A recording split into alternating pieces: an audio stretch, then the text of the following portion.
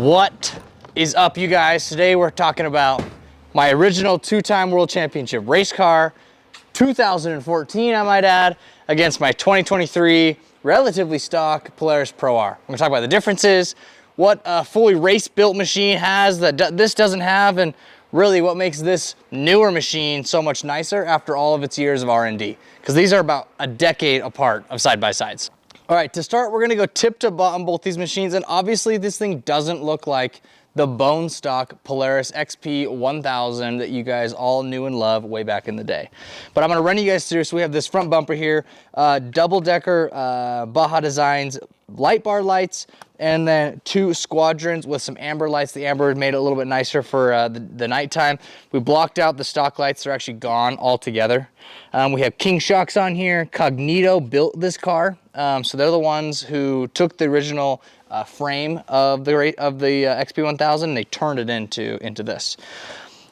This one sits on a 32-inch tensor and a method beadlock rim. Had great success with those, always have. If you guys follow along, you guys know that Tensor and I have been lifelong friends. Jumping into the cab here, you can see I got Mastercraft safety seats. These things have seen a lot of booty and have withstood the test of time. I have my Lawrence GPS in here, Momo steering wheel, four-wheel drive, True Lock. That was my secret weapon back in the day for anyone who was wondering.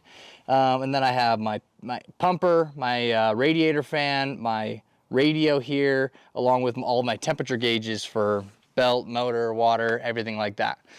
You can see this is our Prime Power Sports livery or sticker on here. We've done a couple different liveries on this car over the years. We went the Digi Camo good few years ago and just really have never looked back.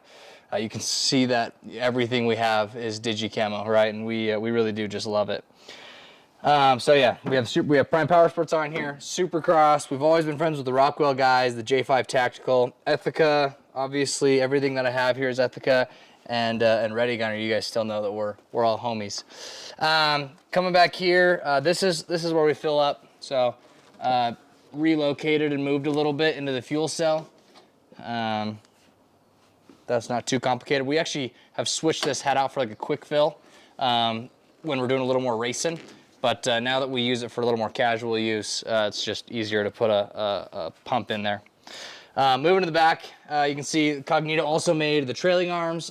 These things are dang near indestructible. Believe me, 15 and 16-year-old me proved that multiple times over. We have a Sparks Performance Products exhaust here, and then obviously we have our whole cage for the spare tire here. So you have your spare tire, you have your mud tracks, and then we have a bunch of spare parts on this thing that I can just kind of show you, like tons of spare belts. These cars were notorious for blowing belts. It was really hard to keep them intact, so spare belts are everywhere. Our secret back in the day was we would run a belt for 10 miles while we were testing, and then we would put it on the car. If we warmed it up a little bit and used it, we noticed that when you put it in on race day and you just started racing on it instantly really hard, it typically lasted a little bit longer. Rerouted air for the clutching. You know, the belts, like I said, are obviously the kind of the stress point or the pain point of these cars, so that was always the case. We got radius rods, tie rods. We have a spare drive line in here, spare clutch. This is where the jack goes. So this was always like, unfortunately I used the jack too much, getting a lot of flat tires in the day, but the jack just came out like this. And then there's all sorts of places on the car like this where this bar would go in, and then you jack the car up from there. And you just put the impact right here and just ugga, lift the car up, get it out. Oh, let's put this back. There was one time I got so many flat tires that we ran out of battery on our impact, and so I had to like hand crank the car off the ground. Now coming to this side, I brought this tire out to show you guys, like this was the very first tire we ever raced on, and it's about the size of the stock tires. So way back when we were racing little guy tires, when we first started, after a couple years of racing, we switched to the 32. The first time I ever raced on a 32-inch tire, I rolled it in the second corner. I just wasn't quite prepared. And then you can see here, as we move over to this other machine, that we've gone even bigger. And this is the Tensor tire 33-inch tire, which is my personal favorite on the Pro R. People go for the 35s. I know that it's great. I like the 33s. I think you're just going big enough for you to have a better ride, but you're not going too big to where you're putting too much strain on some of the other components of the car. So now we've talked about the race car. And also, if you see this right here? We took this thing to Mexico, and I'm not gonna lie, I got a little negligent, and it's rusted. So if you would like to make some moolah and come help me Scotch Brite this thing, I'll pay someone to come help me, because it's a pain in the butt. Now, jumping over to this car, this is my relatively stock, I'll say, Pro R. For the most part, I like to do like creature comfort things. The car itself is amazing. It's stock upper and lower A-arms, stock shocks, these are the Fox Live valve, stock axles, obviously the wheels and tires are aftermarket. My love for Tensor lives on. So I have the Tensor 33. This is the Desert Series. I actually like the Desert Series better than the Desert Series race tire. So in case you're wondering, I think the Desert Series is better, genuinely, than the race version. And the race version is more expensive. So then it's got a method bead lock on here. Always had great success with those. I've only ever beat one up, and that was for sure my fault. Stock doors, stock fenders, stock cage, stock seats even. The seats have gone through ups and downs over the Polaris career, and these ones have always been really solid for me. This one has a street legal kit, makes it nice for running around. It's allowed to have street legal UTVs here in Utah, and it also helps when we go to Mexico. Scholl Industries mirrors. I like my mirrors up here. Reason being is the back of the car right here is really wide, and so if you put the mirrors where like your car mirrors are, you can't see anything past this like bulge. And if you put them high, then you kind of see over this area right here. Maybe trick of the trade. The Prime Power Sports livery, as always. Big Prime Power Sports sticker. We always are with Prime Power Sports. Stock trailing arms, stock radius rods, stock axles. I think I've only ever broken one axle on this car. And actually I didn't even break it. I tore the boot. And so I had to replace it. And that's after 3,500 miles of Baja mostly. Baja or either my sister driving, which if you guys know Macy, you know that she's a ripper. I have done spare tire racks in the past and ultimately realized that it's just not the move.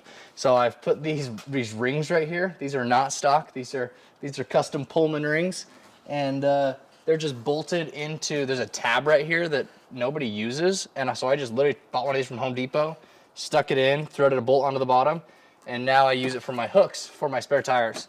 And then it actually just hooks up here to the seatbelt mounts.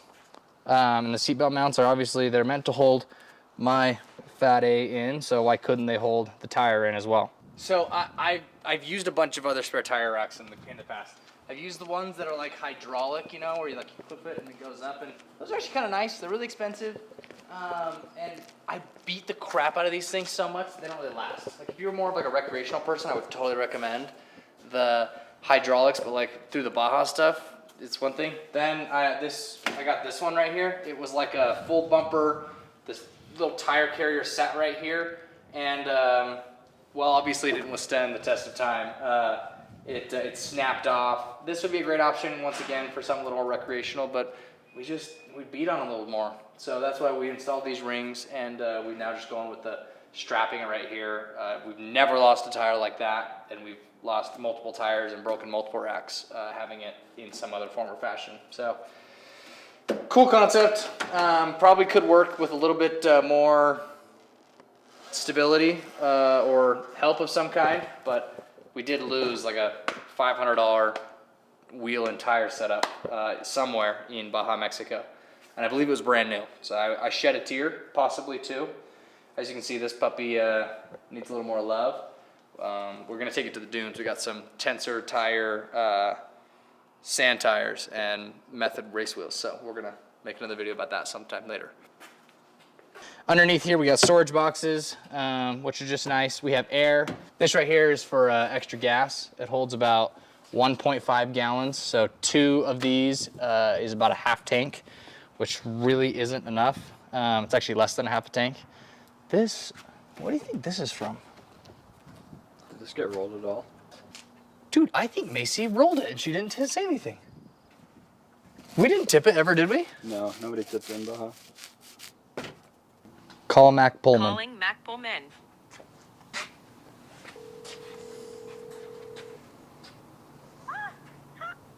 Hey, what's up? Oh my gosh! Did you just get my text and giggle a little bit? Oh, I didn't even see your text. Hey, I pulled one of the RZRs out of the garage, and I was wondering, did you tip it? I might have just tipped it. You just didn't want to tell anyone? Yeah. Yeah, I pulled it out of the garage, and I was like, I didn't tip it. Yeah, it would never get brought up. Oh, you were just gonna move to California, and it was never gonna. Yeah. Yeah. Yeah, that's all right. I was out here, I was like, what the hell happened to this thing? It's like, I swear that I didn't do anything. I'm excited for our trip, though. I'm excited too. I'm excited that you're going to LA so you won't drive our stuff anymore. Well, I was actually thinking, I told somebody the other day that I was proud you didn't roll the RZR because you roll it every time you take it. She's like, I didn't think you'd notice I was gonna move to LA and you just were never gonna know. It's like, dude, it looked like you literally took a blowtorch to it. But that's all right. I love Macy. Macy can do whatever she wants. Macy, it's impossible for Macy to really do anything wrong. If anyone else gets so much as like a nail in the tire that we can easily fix, it's kind of like, you suck. But if Macy rolls this thing end over end, it's kind of like, yeah, that was kind of cool. Hope you got it on video.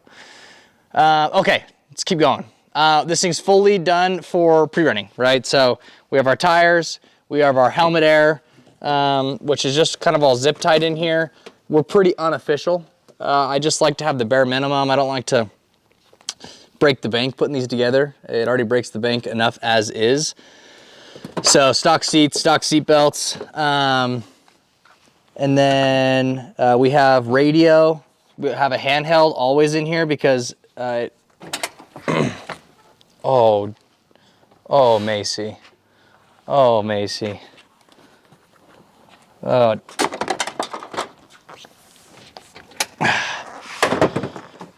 Like new. Oh. She thought I wouldn't notice? Anyways, so handheld in here at all times because it's nice to have it if you get out of the car and you need to still chat with them. It's all custom fitted in here, so you have your intercom system, your radio, still have the ride command that we use a lot, and then we normally attach the GPS right here. It's all mounted, all the wires are sitting right here, so that you can easily just plug it in and have your Lawrence right here for the co-driver. But we take it out because we do a lot of casual riding as well. Basic storage stuff there. But other than that, everything on here is stock. You know, I mean, it's just stock. We had to replace these.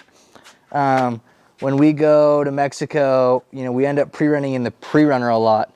But when we want to go find lines and kind of bushwhack a little bit, we take this because it's pretty hard to get a Polaris stuck, where it's really easy to get a pre-runner stuck because it's so heavy and two-wheel drive. And so since we bushwhack so much, sometimes these stock grills will get busted in because they're plastic. And so we busted one in and almost ruined the radiator in this one. And luckily we barely didn't. And we were able to put this on. So this is from EW Off-Road. I think I bought it off Amazon, but that's a solid option if you're doing a lot of bushwhacking. But let's talk about the differences between the two. Obviously that one's fully race built.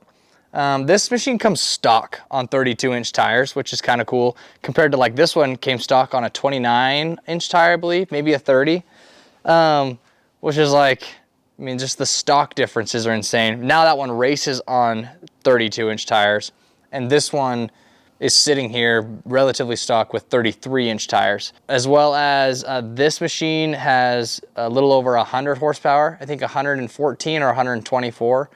It's obviously tuned a little more, so it's got more than that, but stock, that's what these had. And this thing stock has 224 horsepower. So these are both naturally aspirated. We kind of skipped generations. The first generation Polaris was naturally aspirated, and the latest generation is naturally aspirated, but a lot of the iterations in between have turbos on them. But this thing smokes the turbo 10 times out of 10. I've actually raced a race car version of these, and I mean, they're just like, it's lights out different. But one thing that I've always loved about this car is how bulletproof it always was. We have a really good record in this car. We were the first people to win the Mint 400 back-to-back in a UTV. We won the 2018 World Championship and the 2020 UTV World Championship.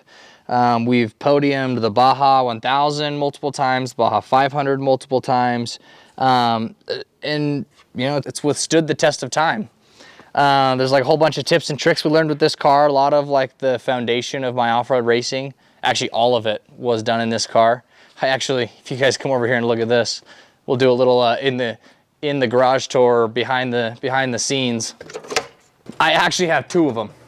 So we got one, thought it was really great. We had a friend get one. He didn't think it was that great, didn't love it, and so we bought it off of him. So it's near identical. The only thing that's different about this one's been rolled a little bit more. If you come and look at this, you can see that the roof's a little bit caved in on the back. That we fixed the actual cage, but this light bar we just kind of kept, and it's kind of like concaved. But this thing is like so close to the exact same that it makes having two of them not that hard, because it's like, oh, shock goes bad, or you know, axle goes bad, or trailing arm goes bad, or you know, whatever it may be. These things are configured near identical. But I believe the front end of that car has been fully rebuilt because it's been busted a couple times. We actually broke the whole front end off of it. And you want to go just full eons of racing before we wrap up this video. This machine right here, it's now what we use to push the snow. So we have a little winch plow for it. But this machine right here is what got my family into off-road racing. My dad grew up riding dirt bikes, and when he got a little bit older, when I was a little kid, he bought one of these, and a bunch of his buddies bought them, and they went racing in the original Yamaha Rhinos. Like short course racing in these things.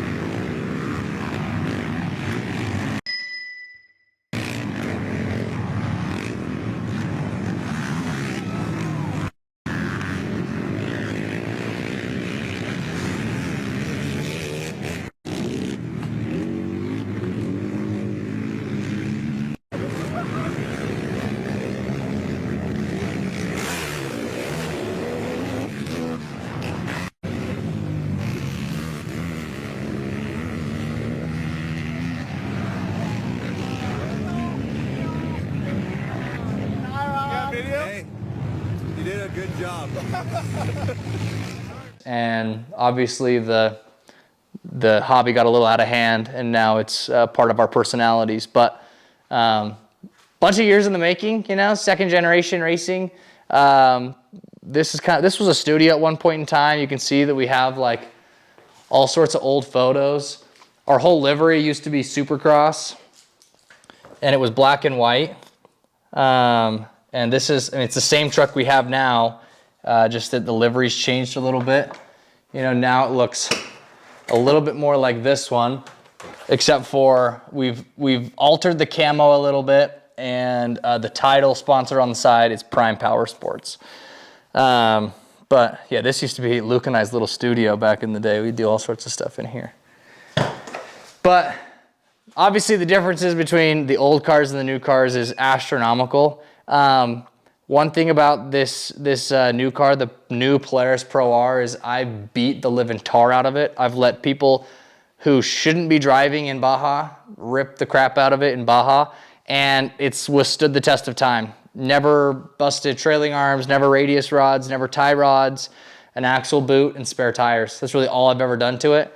And to be completely honest, I'm for sure overdue on my oil change. And since Macy's turned it upside down, it's probably even worse. So if you're looking to get a new UTV, the new stuff is incredible.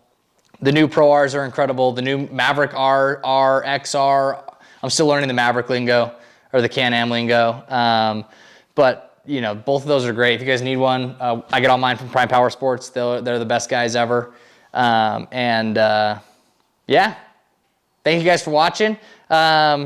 We're gearing up to go do a sweet Moab trip. So if you guys want to see some Moab content with these machines, you know, subscribe, and we're going to do Hell's Revenge, Fins and Things, where to stay, how much it costs to rent, how much a whole trip would cost if you were to go down there without a machine versus if you had your own machine, how much would it cost, and all that kind of stuff. Moab's one of my family's favorite places. Outside of Baja Racing, it's for sure where we use the UTVs the most. So yeah, like, comment please, your questions, if you watched it, I'd love to, you know, say thank you for watching it. So if you leave a comment, I'll reach out to you and thank you. This is kind of a pipe dream for us to become YouTubers, you could say. And anyways, we'll see you guys next week.